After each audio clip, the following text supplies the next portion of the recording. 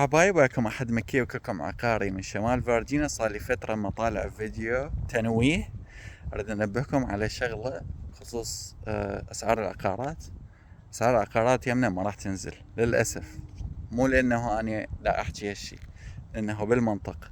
أعطيكم مثال: آشبورن مدينة بيها 44 ألف نسمة حسب الإحصائيات جوجلت، على قولة جماعة يعني اسأل عمو جوجل. شوف ايش قد البوبيوليشن. آشبورن فيرجينيا 44 ألف.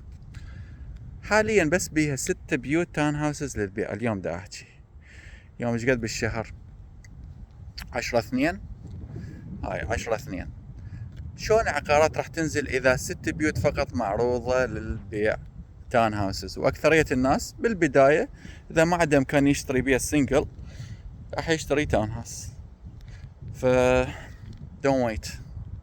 لا تنتظر هاي المعجزة. خابرنا، خلي نرتب لك الامور.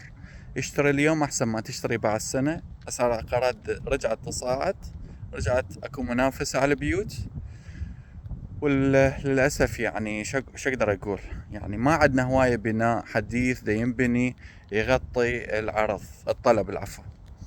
فان شاء الله الكل بخير وسلامة. بس فلوس الايجار بدل ما تروح لابو الملك خلي تروح بالبيت اللي انت حيكون مالتك بالمستقبل. كان وياكم احمد، واني صحالين لوز ايلاند ستيرلينج. نهاركم سعيد.